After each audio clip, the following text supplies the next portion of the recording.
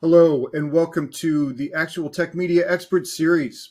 My name is Scott Becker. I'm from Actual Tech Media, and I'm excited to be your moderator for this special event on effective ransomware training, what works, and why. Now, before we get to today's great content, we do have a few housekeeping items that will help you get the most out of this session. First off, we want this to be an informative event for you, so we encourage any questions in the questions box in our webinar control panel. Not only will we have team members responding to questions during the live event, we'll also have a dedicated Q&A session at the end of the presentation where we'll discuss in greater detail some of the top questions that come in. That Q&A panel is also the place to just say hello, which a lot of you have been doing already.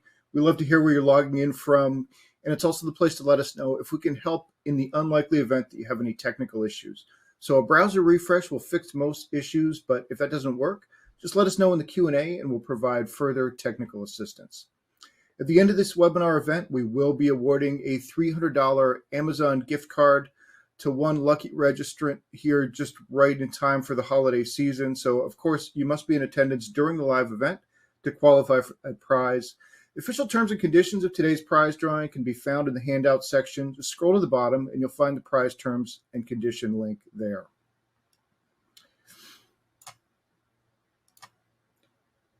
Now, these expert series events are special product neutral looks at pressing technology problems presented by an expert in the field. But the support of our sponsors makes it possible to bring you this content, so we want to give a special shout out to all of our sponsors today. Over the next few slides, I'm going to share some messages from our sponsors, and then there will be a few more later in the presentation, and they'll refer to links that you can find also in your handout section of the console at any time during the presentation. So while we're looking at the sponsor slides, you can click on the links there. You can also find them throughout the presentation in the handouts. As always, the handout section also has a few valuable Actual Tech Media links. There's a link to the Gorilla Guide Book Club where you can get access to Actual Tech Media's great printed resources on technology topics. There's also a link to the ATM Events Center, which has our calendar of upcoming events, including another expert series event next Friday on ransomware. So before we get into the main presentation, a few words from our sponsors. We are sponsored by CrowdStrike. CrowdStrike is a global security leader and has redefined modern security with one of the world's most advanced cloud-native platforms for protecting critical areas of enterprise risk, endpoints and cloud workloads, identity, and data. You can learn more about CrowdStrike Security Cloud and world-class AI, the CrowdStrike Falcon platform, at the link at the bottom of your screen. CrowdStrike stops breaches. We are also supported by Rubrik. Companies around the world rely on Rubrik, the pioneer in zero trust data security, for business resilience against cyber attacks, malicious insiders, and operational disruptions. Rubrik Security Cloud, powered by machine intelligence, enables Rubrik's customers to secure data across their enterprise cloud and SaaS applications. They automatically protect data from cyber attacks, continuously monitor data risks, and quickly recover data and applications. You can learn more at Rubrik.com. This event is also brought to you by Palo Alto. Palo Alto Networks is the world's cybersecurity leader. They envision a world where each day is safer than the one before. Their next-generation security solutions, expert services, and industry-leading threat intelligence empower organizations across every sector to transform with confidence. Join Palo Alto for an upcoming session on ransomware and protection tips, QR code in the slide, or check out the resources tab with their 2022 ransomware threat report.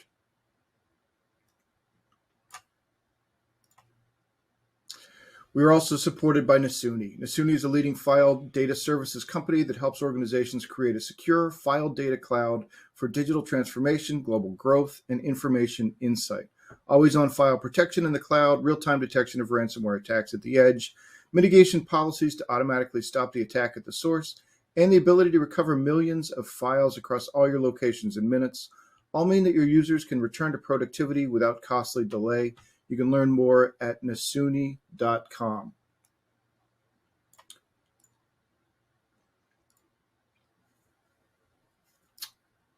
So once again, take advantage of that handout section where you can find all the links that you've just seen, plus a few more that we will talk about later on.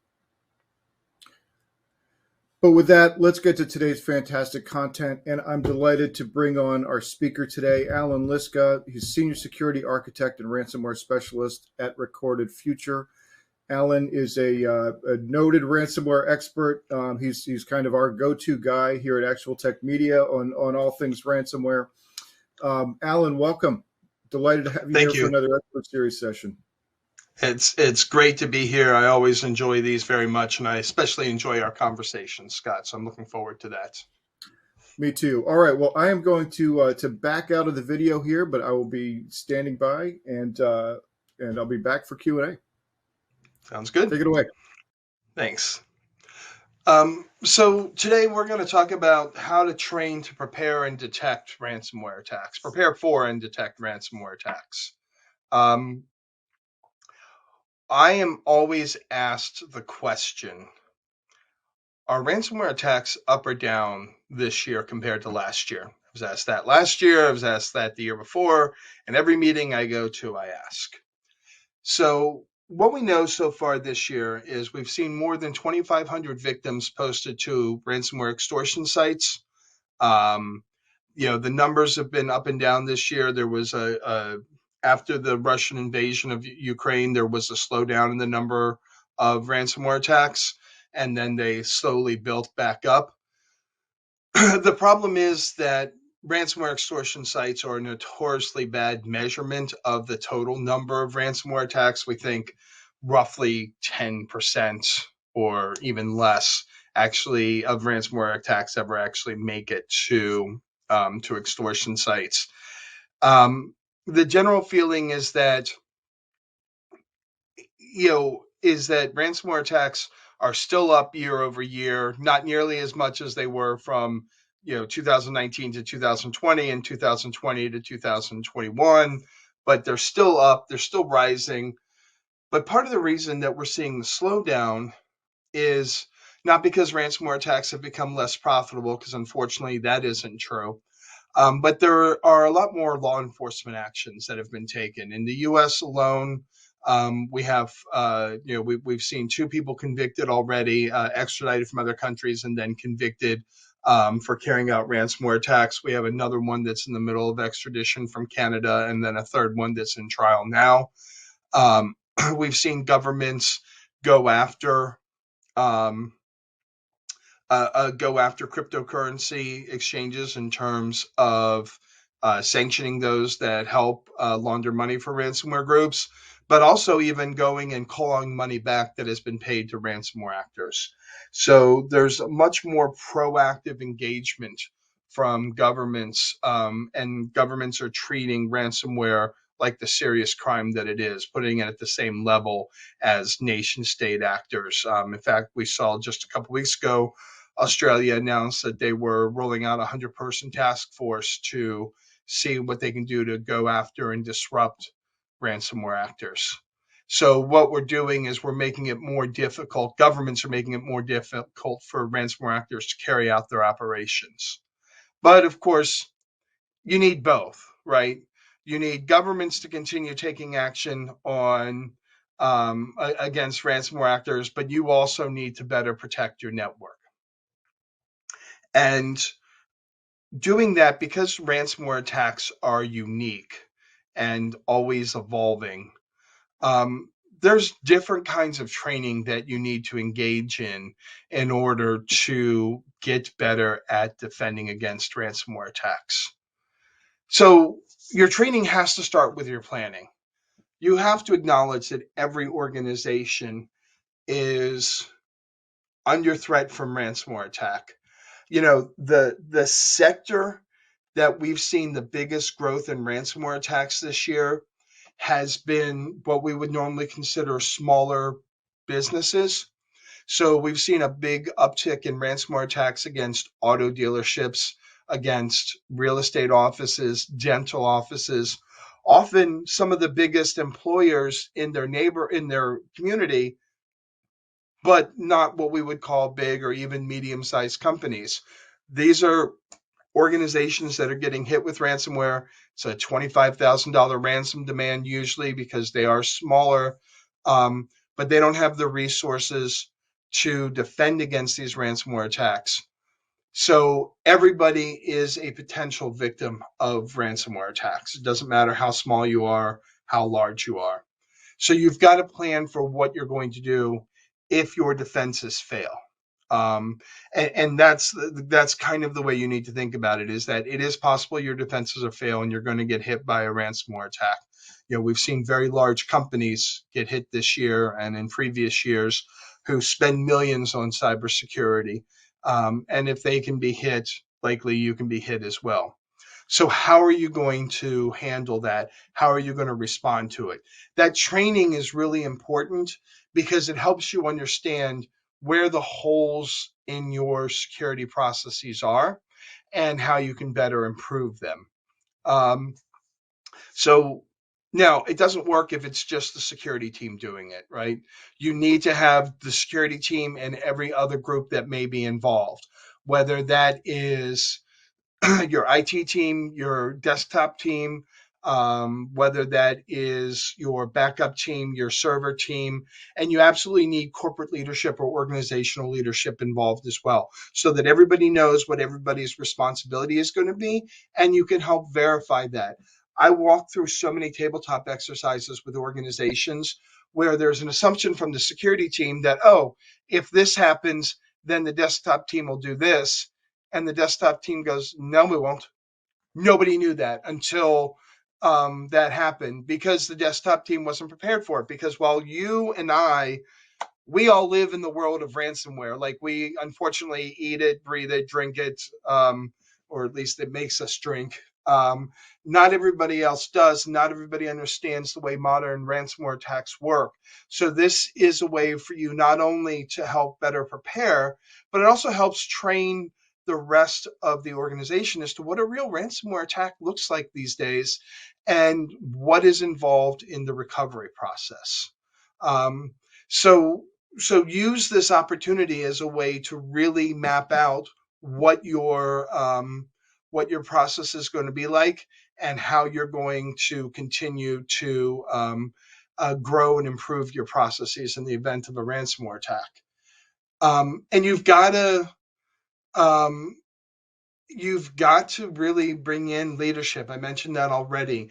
These tabletop exercises need to be endorsed by somebody at the highest level in your organization so they know how seriously you take it. Um, and again, bringing in every department, and definitely include your PR department. I see too many of these tabletop exercises where nobody from your public relations department's there, and they need to be involved early, because you never know. Even if you think you can keep a ransomware attack secret, you never know if it's going to get out on Twitter or Facebook, or the local news is going to pick it up.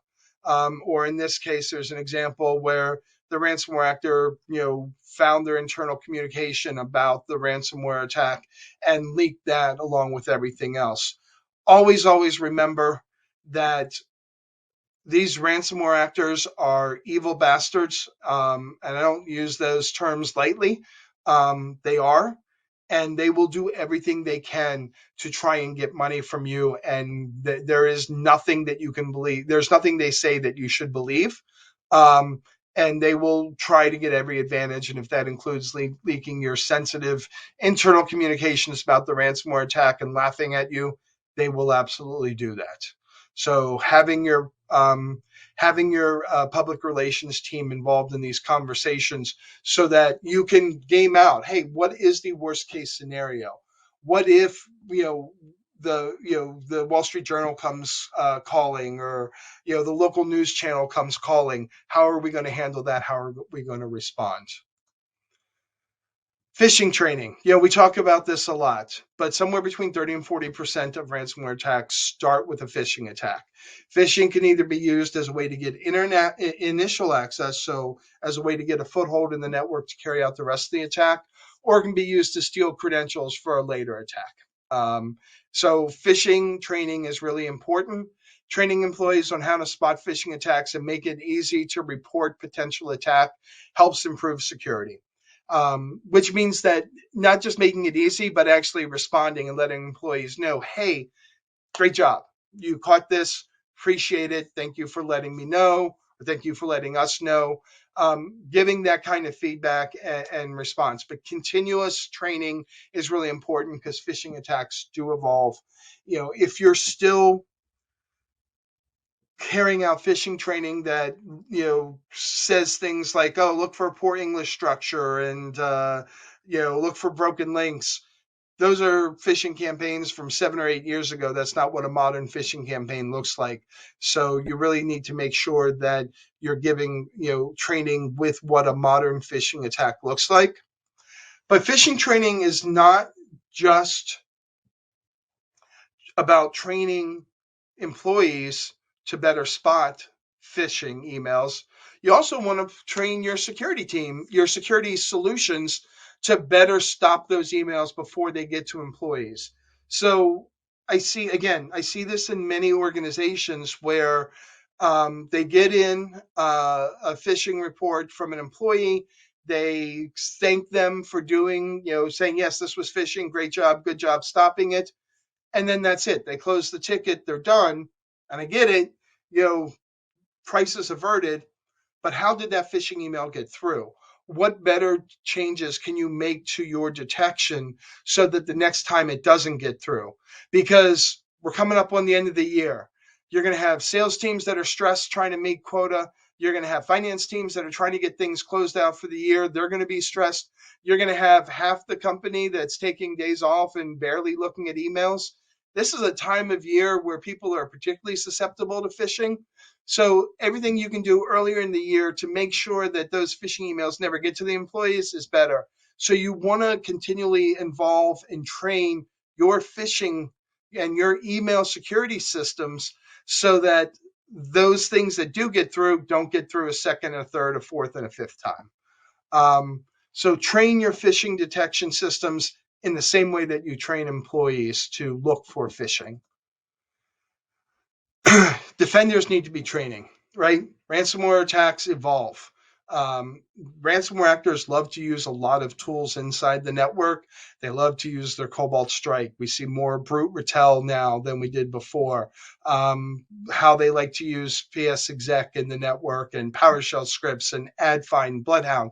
There are all these tools that ransomware actors use as they're moving around, and there's constantly new tools being picked up by ransomware groups. And then once one group picks it up, other groups will evolve and use it, and continue to take advantage of these new capabilities that somebody else figured out how to do and documented somewhere. So you, as defenders, need to keep up to date on the latest methods of attacks used and how to detect those methods. And the thing is, there's a lot of great free data on that. There's vendor blogs. The DFIR report is a great one that I look at all the time. But you need to make sure your defenders are making time for that kind of training. And it's got to be a weekly thing. They've got to spend a couple hours every week researching blogs and ideally updating. I know internally at Record a Future, where I work, we have a tactics channel, a tactics Slack channel, where as new tactics are discovered, we share that internally so that we in security can better model defenses. But it gives us all a chance to look at different parts of wherever we're comfortable looking to find new badness or new methods, but still sharing that internally and using that as a central repository for building new detection capabilities.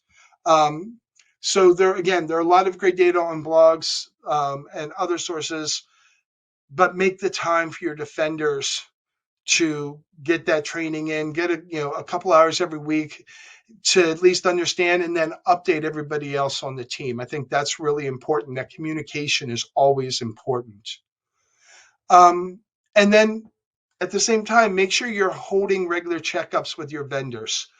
Vendors love to hear from you. They love it. It means that you're interested.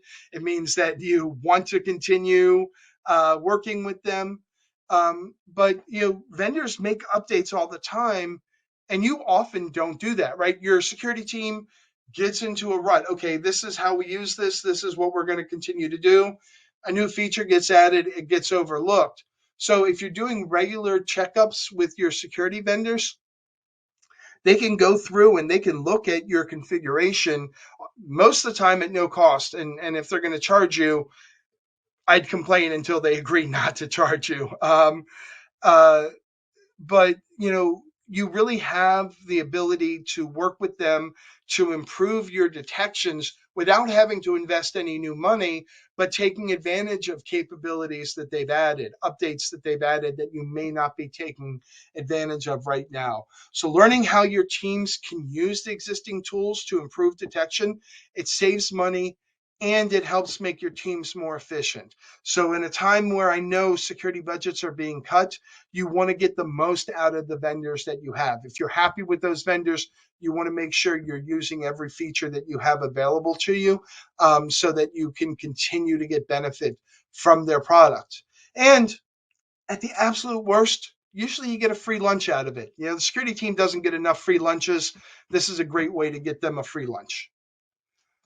And then the last thing, you've got to train the board. Um, excuse me. I was just in Australia for 2 weeks, and that's where I picked up this frog in my throat. And I met with a number of board of directors. Everyone asked me about the Metabank breach. They wanted to know what that meant for them, what their threat levels were like, and what kind of concerns they should have. So cybersecurity is not an IT or security issue anymore. Ransomware is not an IT or security issue anymore. It is a board issue. Boards want to know about what's going on. You've got to be prepared to be a trusted partner to your board, and you've got to train them on what's going on in ransomware and what's going on in your network, right? They may think, oh, hey, we've allocated more than enough money for you to secure your network, and you may think they're crazy. So if that is the case, you want to be able to talk to them and explain why. Hey, this is how this happened, right? Again, I see this all the time. We have our clients that will get called by the board. Hey, we saw this write up in the Wall Street Journal of this ransomware attack. Could we be hit by that same thing? And you want to be able to give an honest assessment to the board of, well, it could happen. Here's the steps that we've tried to take to mitigate that. Here are the additional steps that we really would like to take. But if you become that trusted partner where the board will come to you and say, hey, what do you know about this attack? And how are we protected against that? You're going to get you're going to continue to earn trust with the board. You're going to train them to understand the nature of these attacks and the nature of cybersecurity attacks in general. And so you're training them to be more cybersecurity aware, which is only going to be good for your budget and good for your team. So, I always tell people, be prepared to give an honest assessment, even if it's bad news. At least you can give an honest assessment and explain why. As a side note, that is like the scariest board of directors stock image I've ever seen. That's why I had to use it, because it just amused me so much. But going back to the point, it's important to understand that ransomware in particular, but cybersecurity in general, is a board level issue now. And you or your team should be prepared to brief the board or be involved in whatever briefings the board are getting about cybersecurity, and particularly your posture for it. So those are just some of the areas of training that need to be that organizations need to think about. I think Scott and I are going to delve into a few more as well as we have our conversation. But I'm really looking forward to the talk. And again, I want to thank everybody today. All right. Yeah. And Alan, I enjoyed your board picture there as well. that was nice. So yeah, great stuff as always. I have a lot of questions. Looks like the audience does too. If you have a question for Alan, this is your chance to put it into the console so we can talk about it live. But before we get to the Q&A, we'll take a short break for a few more messages from our sponsors. Alan, I'll just take you out of the scene for a minute. So if you want to, get a glass of water or something, it's a good opportunity, and I'll bring you back in a minute.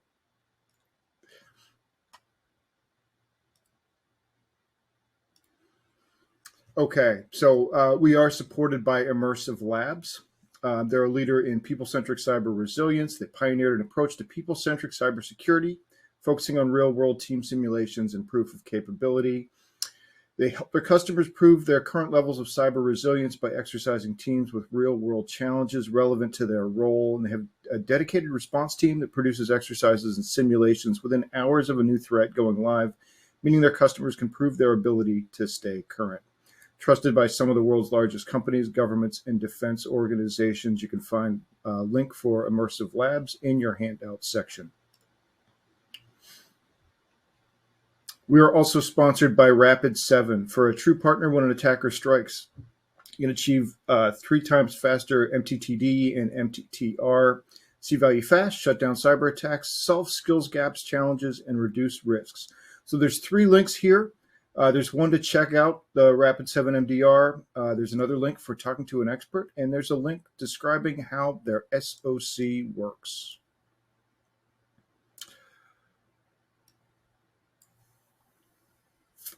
This event is also brought to you by Lacework. Lacework is a data-driven cloud security company. Lacework Polygraph Data Platform delivers end-to-end visibility and automated insight on risks across multi-cloud environments, collecting, analyzing, and correlating data. Customers depend on Lacework to drive revenue, bring products to market faster and safer, and consolidate security solutions into a single platform. And finally, this event is also sponsored by Cohesity. You can refuse the ransom, lock in cyber resilience, and get backup for free.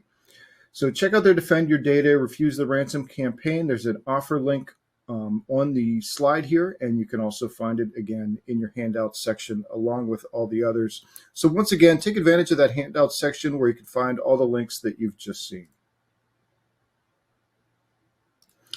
All right, let me bring Alan back. And Alan, I think you're on mute in the console here. Thank you. Sure. Okay, so like I said, there are a lot of good questions coming in, but while I've got you, I'm going to take advantage of my role as the moderator and monopolize your time with some of my own questions first. So you mentioned that 30 to 40% of ransomware attacks start with a phishing attack. How many of those could be stopped if users were sort of 100% trained and paying attention? Would that stop all of them in that phishing category, or are there some phishing attacks that are sort of so sophisticated and effective that you can't really train your way out of them? So what's interesting is, and I think I saw a question in there about what constitutes a modern phishing attack, and this kind of plays into that.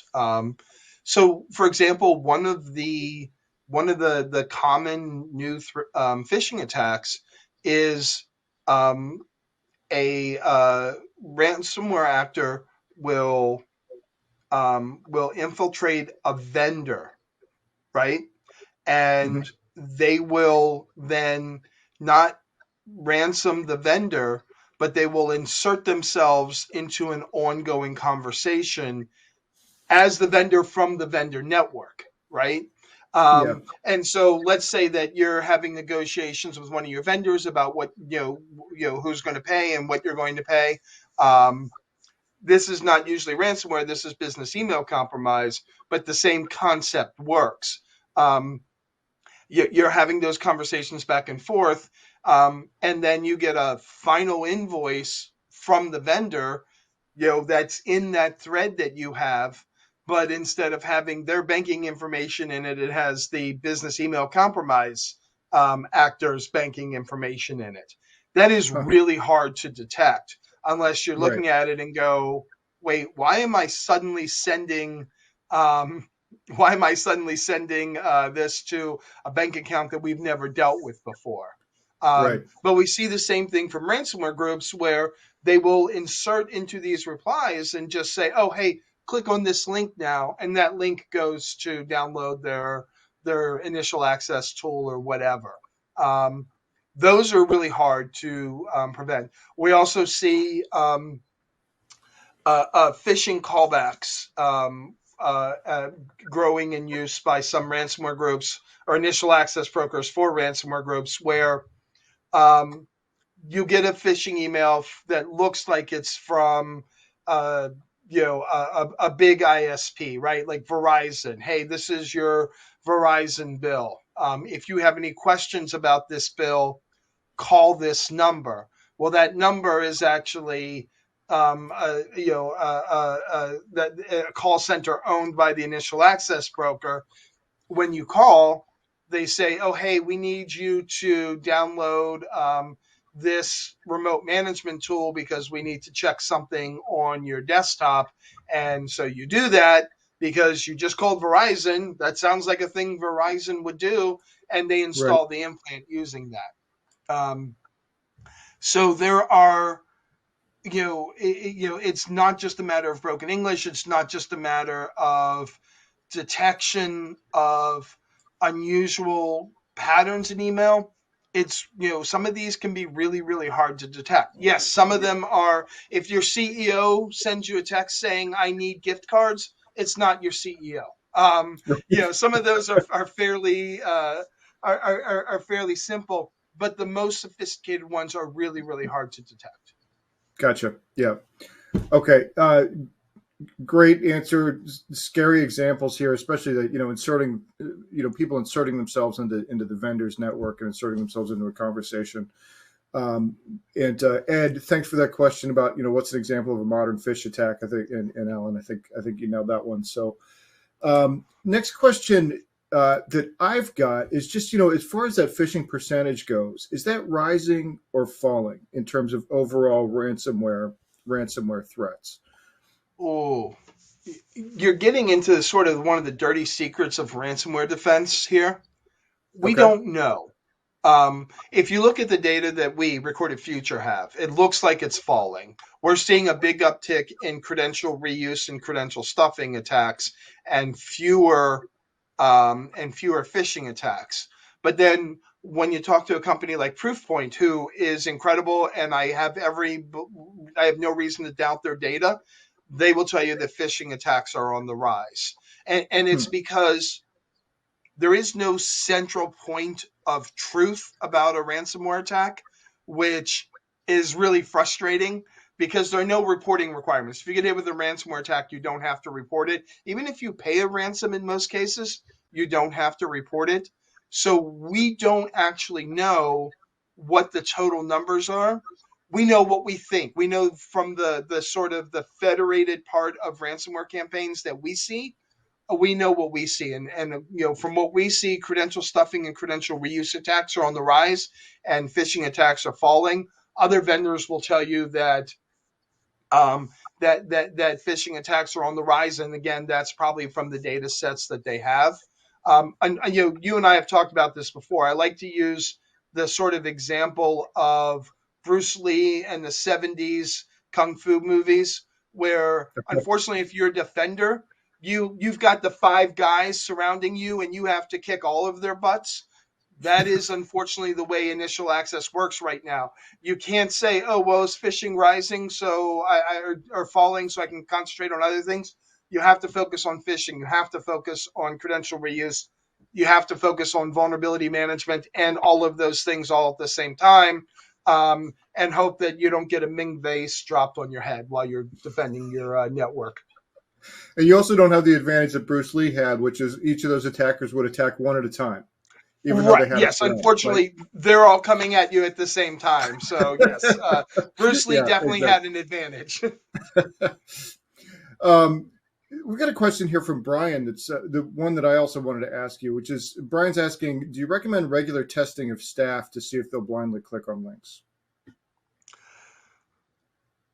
There's been some studies that have shown that internal phishing training isn't as effective as we'd like it to be. There was one study that showed that um, people who click on links during these tests after they've been, after it was explained what happened to them, are actually more likely to click on another test link when it comes through. Um, What? I know, but I want to be really clear on this. That was only one study that showed this. Okay. I don't think we have good repeatable analysis of clicking patterns for phishing training, to say for sure. For me, I say yes. I say you should still continue to do it, um, but I would partner with somebody who does this, kind of for a living, so that you can make it look like a modern phishing campaign, and really understand, how people really understand what these campaigns are actually looking like. Um, Yeah. but yes, I do think that it's worthwhile doing it. Again, some people disagree, but for now, we don't have a better alternative. And I was going to ask something, Brian. That was a really good question. Thank you for that. And what I wanted to ask was similar, but and I don't know if there's data on this either. But when it comes to phishing training, not just like the blind emails, sort of testing your users, but just training that shows them what phishing emails typically look like, and that kind of thing. Is there any research on um, good cadences for that? What's the most effective frequency of that kind of training? I think there are two questions you have to ask. Um, is there any research on this, and is there any research on this not sponsored by vendors? Um, and so there's a lot of research. As far as I know, almost all of it is sponsored by vendors. I haven't seen any academic studies on the effectiveness of phishing training. Okay. But you know, it does appear to work. We use it internally, at Recorded Future. We use, a regular program, 3 times a year of phishing training, and it does appear to work, from, at least from our perspective. Yeah. We're seeing fewer click through rates, on them, and of course you need to have those measurements when you do this, and set a goal for what your measurement is. So, like, our measurement is to get it below 5%. I think most companies are a little bit higher, but we're a security company. Right. And so when we first did it, we were somewhere around 8%, and we're now down to about 4%. So over time, it has worked for us. Super. Again, it also helps that we have a sales force, or a workforce that is, by nature paranoid. But that works in our favor. Gotcha. Philip's got a question here that's really on point for our topic today. He's asking, should training be corporate wide, or is it more effective to have training tailored to departmental groups? If you can, if you have the budget to be able to do targeted training by groups, because we know, like, the biggest tool that the bad guys have, and the most beneficial tool that the bad guys have to get into your organization, is LinkedIn. Um, and I have not walked into an organization yet that hasn't had their finance and accounting teams hounded by phishing emails, just nonstop. And it's because you can go on LinkedIn, put a company name in, put in finance, put in accounting, get a whole list of employees, and then you just start, repeatedly spamming them because they have access to the money, right? That's the famous quote: "You rob the banks because that's where the money is." Right. You rob the accounting, you fish the accounting department because that's where the money is. And I know we're talking about ransomware here, but the same basic principles apply with business email compromise. Your accounting department, your finance department is a huge, huge, huge target compared to some of the other groups that are out there. And so if you can do customized training for those teams, then that's really helpful. Like, nobody has to give me any training on how not to transfer money, to a vendor, because nobody at Recorded Future would ever trust me to transfer money to anybody. Rightfully so. Um, so if you can give that extra training to, hey, here are extra steps you should be taking before you transfer $100,000 to, even if you think it's a known vendor, things that you should be doing, and here's sort of the process you'd be going through. So if you can do that type of customized training, absolutely. I know most training budgets don't allow for that. Completely understand it, but if you can, but if you can do that customized training, I definitely recommend it. Yeah. You mentioned training budgets, and what are you seeing there as far as like, what kinds of budgets are being allocated to training? Has this sort of ransomware scourge improved training budgets, in security? It has. I think as we if we do indeed head into a recession like many people are predicting next year, that'll be whether or not that training budget holds. That'll be sort of the first big test. But Right. with I've seen in general, I've seen a lot of times security budgets and training budgets both kind of rise together over the last couple of years. I just don't know if that'll hold. I hope so, because just because we're in a recession or we do enter into a recession doesn't mean that the bad guys are going to slow down. They're not in a recession. They're still going to be hammering as hard as possible.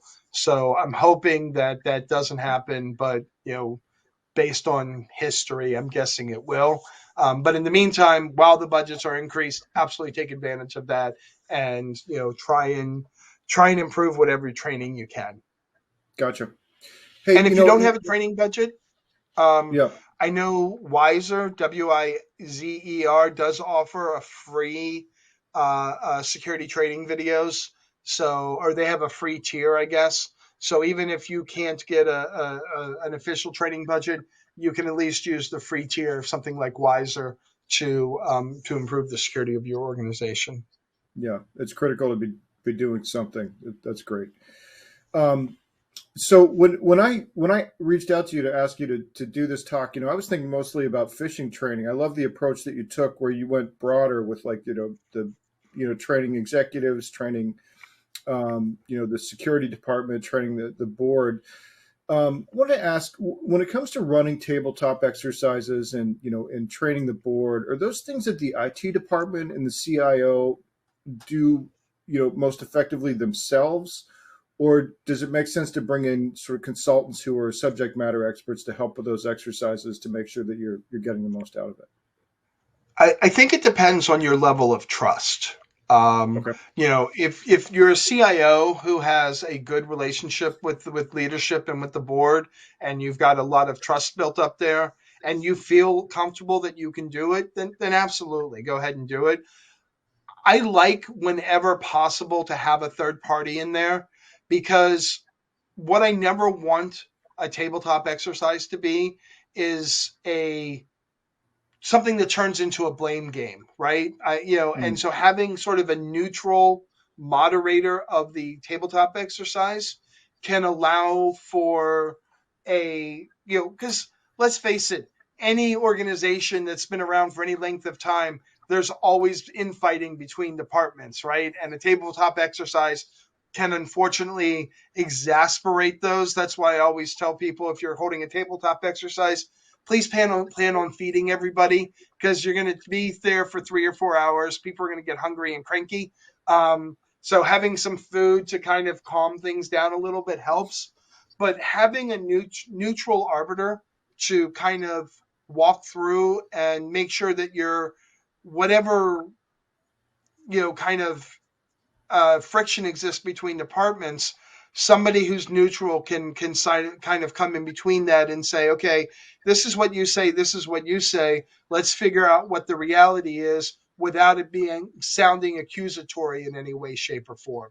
And so yeah. that is one of the really good advantages of bringing in somebody from the outside, um, uh, to kind of run those. Speaking of finger pointing, Tyler says, "Why is it always IT's fault when a user clicks on a phishing test email?" I don't know if it's really a question, but it's amusing. Thank you. Well, Thanks, but Tyler. it's funny because in security for years and years, we just blamed the user whenever they clicked on a phishing email. And you know, I guess maybe it's progress that we're now blaming IT. Um, but you know, it's every one of these should be looked at as an opportunity to how can we better improve, not as whose fault it is. You know, I don't want to blame the employee. I don't want to blame IT. I don't want to blame security. I want to figure out how we can make sure it doesn't happen again. So speaking of IT, I thought your point about training defenders is well taken, and thanks for the DFIR report recommendation. That looks really useful. But what I'd love to hear from you is like, what's your daily read in? You know, are there sites that you check each morning, or do you just do you just have people that you follow on Twitter, and so you see things moment to moment? I'd love to know your process. I so my routine's a little bit different because I work for an intelligence company. So we collect a lot of raw data on like Cobalt Strike C2 instances and stuff like that. So honestly, I spend a lot of my morning in our platform looking Mm. at sort of latest C2 infrastructure. And then Yeah. yes, I am, as bad as it is to admit, I am addicted to Twitter, and I get a whole lot of data from Twitter as well. From you know, like I know you have Palo Alto as a sponsor today, so I'll give a shout out to them. They put out their Unit 42 Intel puts out some incredible blogs with great detail about detection methods that anybody can use for stopping some of the threats that they're writing about. And a lot of Mhm. vendors do that, and I do you know, and a lot of that gets shared on Twitter, and I you know, look through that as well. Um, I love looking at some of the latest Yara and Sigma repositories. So I'm a big fan of Yara rules and Sigma rules for detection. And so there are a lot of really good repositories, and I love to go through those to see what's new and see how they're detecting things in there as well. Um, and then sometimes, you know, just me being me, people will send me an email or hit me up in a direct message on Twitter and say, "Hey, I saw this new technique. What do you think of this?" And then, you know, I kind of learn about it from them wanting to share information and get my opinion on it, which I do appreciate. But it makes my job a lot easier because I look a lot smarter than I am since people are coming to me with that, you know, kind of in place already. Um, in this next question, it's not really on this training topic, but I'd love to ask you anyway because I know you've done a lot of research on public sector Sure. over the years, and their ransom payments. So B is asking, are there correlations between public versus private sector attacks? Um, you know, it's interesting. So one of the things that we track, um, there are three sectors that we track because they have the most reporting requirements: education, government, and healthcare. Um, right now, education and government ransomware attacks are up year over year. These are publicly reported ransomware attacks. So either from an extortion site or made a local news story somewhere. Um, those are up. Healthcare attacks are actually down this year, year over year. They're way, way up from 2020, but then down from 2021. You know, Hmm. obviously we still have a month to go. So I do think that there is somewhat of a correlation between where ransomware actors want to spend their time because ultimately they want to make money. But then there are some ransomware groups like Vice Society. Vice Society loves to go after schools. I don't know that they've ever gotten paid from a school because schools don't have any money. So yeah, occasionally we see a school pay, but schools very, very rarely pay a ransom demand. Yet Vice Society keeps going after them. You know, to give an example, overall, Vice Society in 2022 accounts for about 6 to 7% of all ransomware attacks. They account for 22% of all ransomware attacks against schools. So they're Huh. very overrepresented in schools, you know, compared to other kinds of attacks. and they keep going after them, and as I said, I think in part just because they're bastards, like they just get off on it, and it makes them happy to take schools offline. You know, Probably 18-year-olds, and they think it's hilarious. Yeah. I really don't know, Yeah. because they're not making money from it, not enough Interesting. to justify the number of attacks they're carrying out. Hmm. Hey, here's another general question from Tony, who wants to know if the crypto crash has impacted attackers. It hasn't, surprisingly. Hmm. Where, oh, let me say this. It hasn't impacted ransom demands at all because then they just ask for more Bitcoin.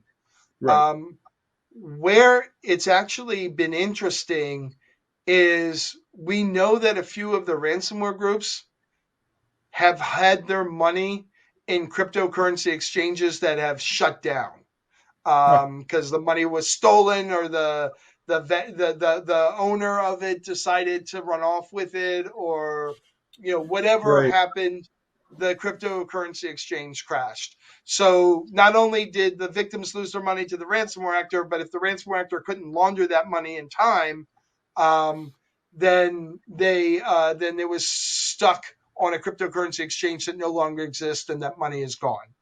Yeah. Um, where it's been even more interesting is because most of the core groups, not the affiliates, but the core groups of ransomware actors are based in Russia, and all the Russia, and so many governments are sanctioning Russia. One of the things that the ransomware actors like to do as part of their money laundering process was get cash. And they didn't want rubles, they wanted either US dollars or euros. Um, they haven't been able to do that. Hmm. So that means they've got to keep their money in cryptocurrency longer, which is more dangerous for them. So we're hoping that that allows governments to go after them and eventually start pulling that money back. Or hell, if more cryptocurrency exchanges crash and the ransomware actors just don't have any money, that's fine too. Yeah. I mean, if they can't get their money out of their wallets, um, and they collected a ransom when Bitcoin was $40,000, and they've got to cash it in at 16,000 or lower. Um, Right. that's all too good, right? Again, not for the victim, but at least the ransomware actor isn't making money off it. Right. And they're to the extent that anybody's going to be able to claw back from any of these exchanges, I imagine it's harder for ransomware actors to submit a claim for money that's gone than anybody else. It's hard for anybody in Russia to do that, but definitely harder for even a ransomware actor to do it. That's absolutely correct. And you got to feel bad for all the poor Lamborghini dealerships in Russia that, without the ransomware actors to buy their cars now, what are they going to do? So we've covered a lot of ground. And just it's December 2nd. So, we're coming up on the end of 2023. Got to ask you, what's in your crystal ball for the year ahead? All right. So first of all, please, please, please, if you're a defender, don't sleep on the time between Christmas and New Year's. Um, we just saw it. There was a big uptick in attacks over Thanksgiving weekend, and we'll see the same thing between Christmas and New Year's because we see that every year. It sucks. I'm not saying you've got to have your staff there 24/7, fully staffed, because everybody needs the time off. Just be more aware that there are a big uptick in ransomware attacks during that period. The ransomware actors will take off up until Christmas, and then they'll work furiously that last week of the year because they know everybody's defenses are down. And then, Scott, you and I have talked about this before. My big concern for next year is the growth that we're seeing in nation states carrying out ransomware attacks. So North Korea, which has been carrying out ransomware attacks since 2017, had a big uptick in attacks this year. North Korea needs money. Ransomware is a great way to make money. So these are not cyber criminals working in North Korea because that's not a thing. These are North Korean actors carrying out ransomware attacks. Iran's been doing the same thing, in part because Iran now needs money because they are so heavily sanctioned. But we've also seen ransomware coming out of China, that appears to be nation state backed. And then Microsoft, about 3 weeks ago, released a report on Prestige ransomware, which is operated by Russian government officials. So Russia normally, when you see Russian government officials carrying out an attack, it's a wiper, not ransomware. But this was real ransom. This was a traditional ransomware, except nobody was there to accept payments. Um, Targeting Ukraine and some of the Baltic states, or some of the CIS states that are kind of pushing back against Russia. So that was not designed to make money. That was designed to be disruptive. But the fact that nation states are increasingly using ransomware as a tool in the tool belt worries me, because they use a whole different structure for how they move around networks and deploy ransomware and so on. And so it's a new set of things you have to defend against. All right. Well, thanks for that. Thanks for that look ahead. I'm always just full of joy and roses. I know. Yeah. Merry Christmas. Yeah. Well, I think we're going to have to leave it there. Alan Liska, thank you for, as always, a really informative presentation, and really appreciate the conversation afterward and all your insights in the Q&A here. Of course, it's always a pleasure. I really enjoy this, and I love the great audience you'll always get, because there's such interesting questions. They sure are. All right. Well, have a great weekend, Alan. You too. Take care.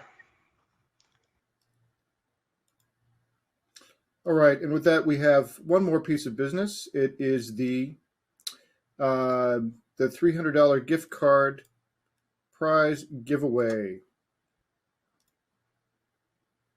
And the winner of that gift card today is Amy Kwan from Maryland. So congratulations to Amy. We'll be in touch to get you your card. And with that, on behalf of the Actual Media team, I want to thank our sponsors for making this event possible. We were supported by CrowdStrike, Rubrik, Palo Alto, Nasuni, Immersive Labs, Rapid7, Lacework, and Cohesity. And thanks as always for attending, and as Alan said, for your great questions. They really make these events go. And that concludes today's event. Have a great rest of your day.